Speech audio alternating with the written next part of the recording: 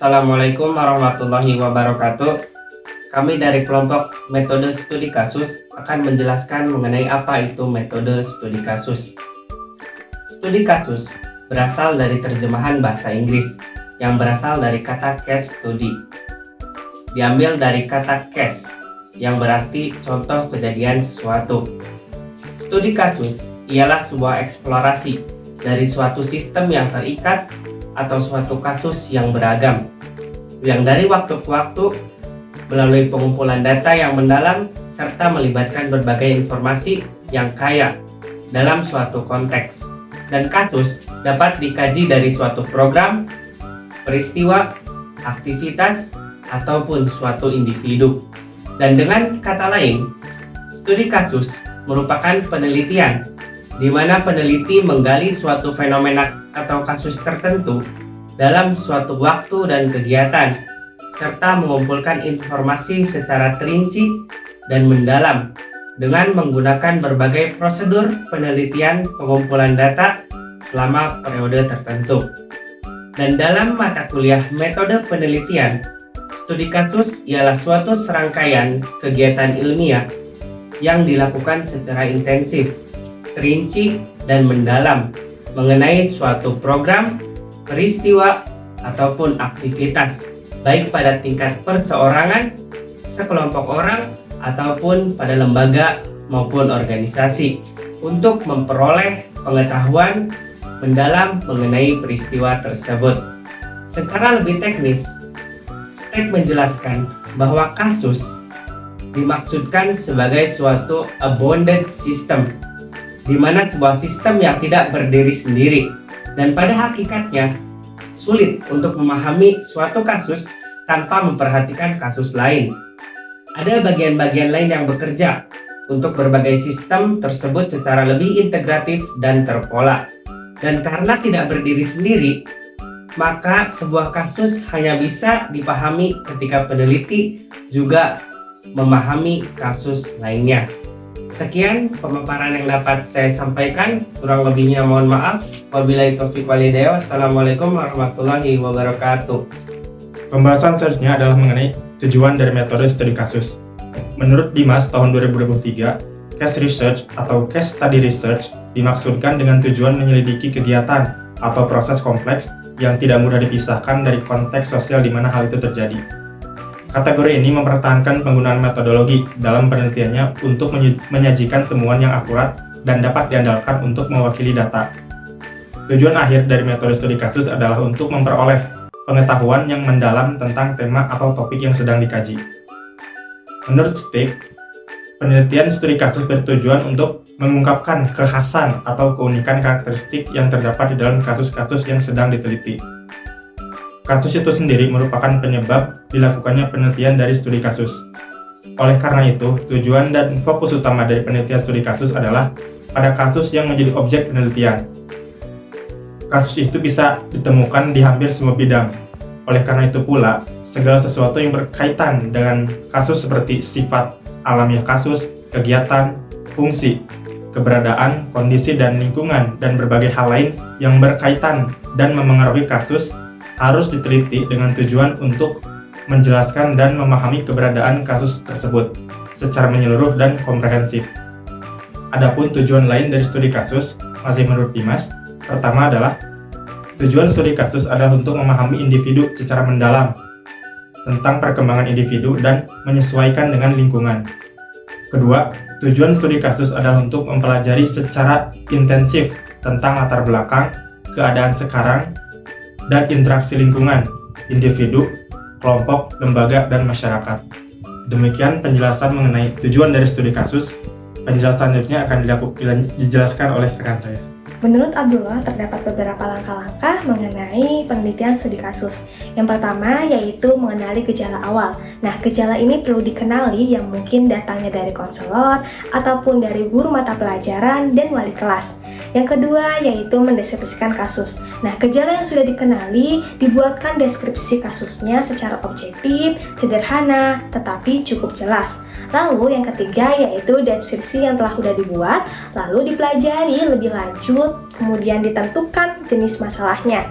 Lalu yang keempat yaitu membuat perincian kasus. Jenis masalah yang sudah dikelompokkan, lalu dijabarkan dengan cara mengembangkan ide-ide ataupun konsep yang lebih rinci agar lebih mudah memahami permasalahan secara cermat.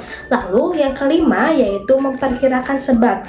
Nah, perkiraan kemungkinan sumber penyebabnya ini akan membuat kita dalam menjelajahi informasi yang akan dikumpulkan. Lalu yang keenam yaitu memberi bantuan. Nah, bantuan konseling ataupun bantuan terapi diberikan dengan menggunakan pendekatan yang lebih sesuai dengan jenis masalahnya. Lalu yang ketujuh yaitu kegiatan evaluasi. Nah, dalam evaluasi ini sangat penting yang dilakukan untuk menilai seberapa jauh keefektifan penerapan teori konseling dalam mengatasi kasus yang dialami oleh siswa. Nah, yang terakhir ini yaitu yang kedelapan, tindak lanjut ataupun follow up. Nah, tindak lanjut ini adalah langkah yang akan diambil apabila dalam penanganan kasus ini masih belum tercapai hasilnya yang maksimal dan belum mengalami perubahan yang berarti. Widya Raharjo membagikan 12 langkah dalam proses penelitian studi kasus. Yang pertama yaitu menentukan tema, topik, dan juga kasus yang akan dibahas tentunya harus bersifat unik dan menarik sesuai dengan yang dilakukan oleh Crosswell. Yang kedua yaitu dibutuhkannya literatur terbaru. Yang ketiga yaitu penentuan sebuah masalah. Yang keempat pengumpulan data sesuai dengan rumusan masalah. Yang kelima penyempurnaan data yang telah dilakukan sebelumnya. Yang keenam mengolah data, dan yang ketujuh yaitu menganalisis data. Yang kedelapan yaitu dalam proses analisis data dapat mengupayakan interpretasi serta mengeneralisasi juga memvisualisasikan. Yang kesembilan dibutuhkannya dialog teoritik untuk menciptakan hasil yang konseptual. Yang kesepuluh peneliti dapat melakukan triangulasi yaitu mempertanggungjawabkan kebenaran dari hasil lapangannya. Yang ke-11 menyimpulkan hasil penelitian. Dan yang terakhir ke-12 peneliti dapat melakukan hasil penelitiannya dengan laporan penelitian. Setelah mendengarkan berbagai penjelasan terkait metodologi studi kasus, bahwasanya kita akan langsung ke karakteristik metode penelitian studi kasus. Yang mana yang menjadi karakteristik penelitian studi kasus adalah metode yang menjelaskan terkait bagaimana peneliti memilih objek yang akan ditelitinya. Dengan kalimat lain dapat dijelaskan bahwasanya peneliti itu sengaja memilih objek penelitian tertentu untuk diteliti, sedangkan pemilihan metodologisnya itu mengikuti setelah objek penelitiannya ditetapkan. Jadi, dalam studi kasus, objek posisinya itu lebih penting daripada metodologinya itu sendiri. Nah, berikut merupakan beberapa yang sangat penting terkait karakteristik metode studi kasus.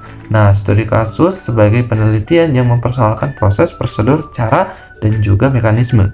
Studi kasus itu lebih cocok diterapkan dalam penelitian yang memang mempersoalkan terkait proses, prosedur, dan juga cara atau mekanisme yang segala sesuatu itu sifatnya fungsional daripada mempersoalkan substansi atau hakikat. Lalu yang kedua, studi kasus itu sebagai penelitian yang berbasis pembahasan fakta dan juga data inquiry empiris.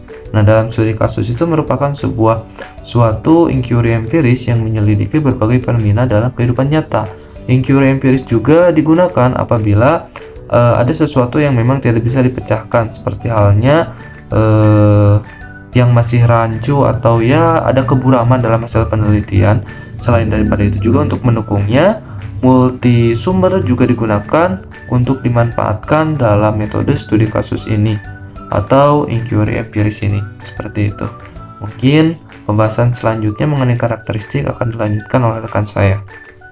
Karakteristik selanjutnya dari studi kasus ini adalah studi kasus sebagai penelitian yang bercirikan kualitatif. Menurut Steck tahun 2013 menyebutkan bahwa studi kasus memiliki ciri sebagai penelitian kualitatif. Namun, ada juga disebut sebagai penelitian kuantitatif. Dalam penelitian kualitatif, studi kasus umumnya menjadi penelitian yang mendalam atau mandiri, atau tidak menjadi bagian dari penelitian lain. Karakteristik selanjutnya adalah studi kasus sebagai penelitian yang bersifat sempit dan mendalam.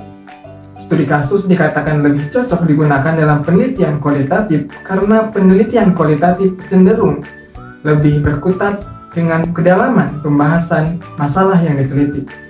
Dan yang terakhir, karakteristik studi kasus adalah sebagai penelitian yang bersifat holistik, empiris, interpretatif, dan empati. Menurut Yajan, studi kasus memiliki karakteristik holistik, menyeluruh, empiris, nyata dan konkret, interpretatif yaitu perbedaan sudut pandang, serta empiris atau sudut pandang orang lain.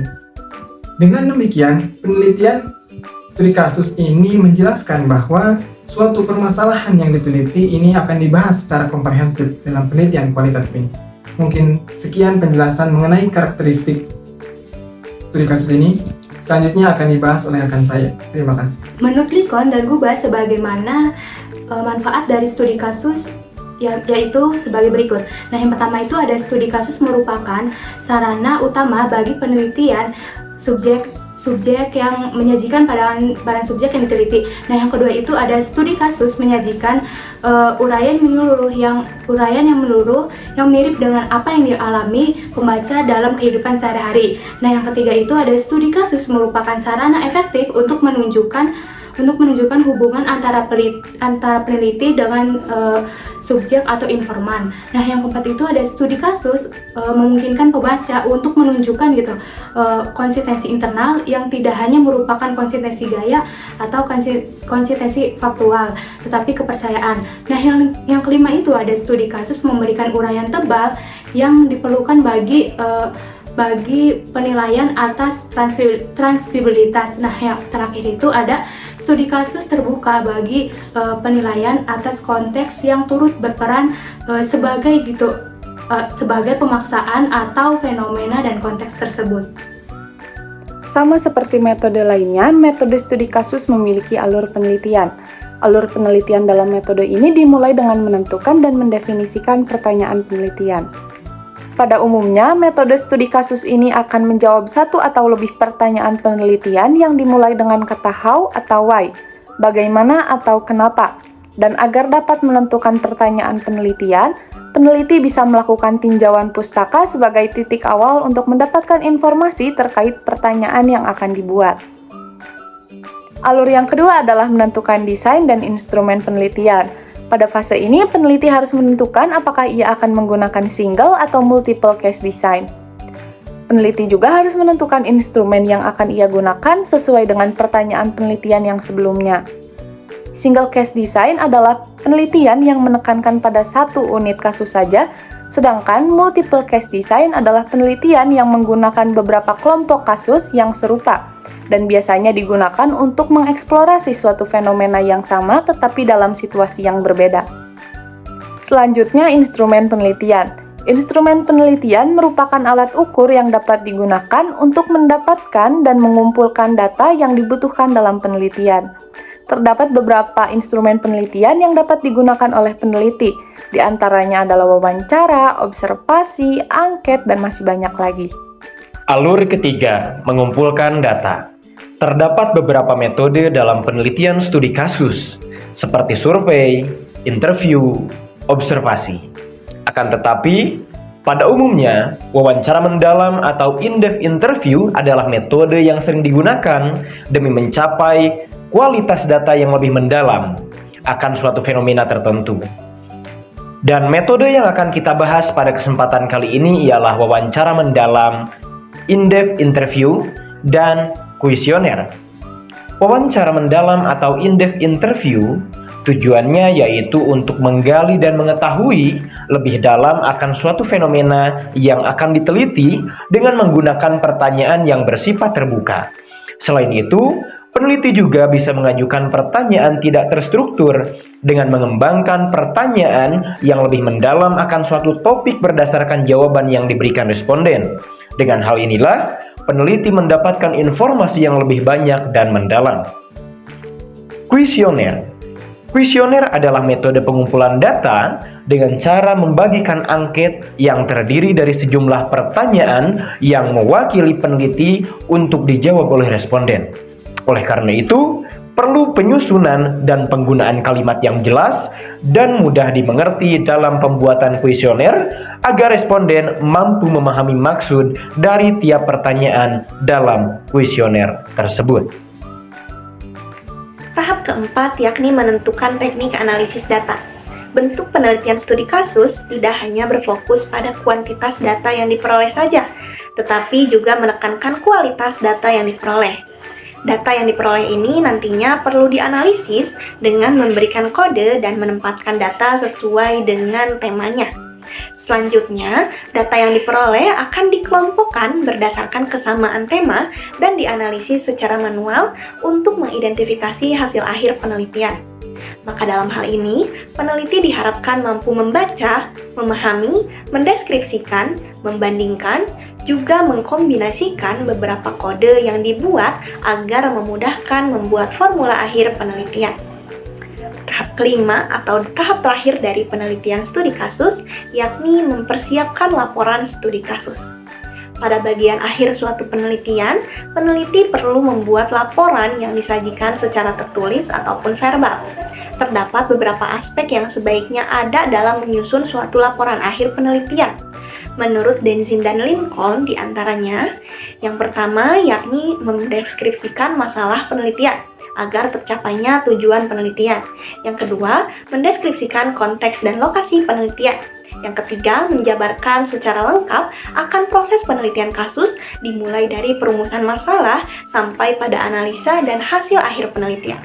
Yang keempat, yakni mendiskusikan hasil akhir penelitian agar diperoleh gambaran dan pemahaman yang jelas akan fenomena yang telah diteliti.